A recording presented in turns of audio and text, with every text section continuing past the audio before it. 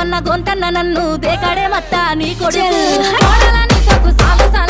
అందుకే దేకలే నా కొడుకు సల్ల సల్లాగున్న ఆ సందులాసి వట్టడే మత్తా నీ కొడుకు చీకటేలయ్యింది సందులో నా సలి అట్టెట్ట పడతాడే నా కొడుకు అయ్యో ముట్టడెందే చెయ్యి వట్టడెందే అంత నీ కొడుకు అట్టెట్ట చేస్తాడెందే అంత దేకు దేకు అన్న గొంతన్న నన్ను దేకడే మత్తా నీ కొడుకు అయ్యో కోడలని సొక్కు సాలు సలాయనే అందుకే దేకలే నా కొడుకు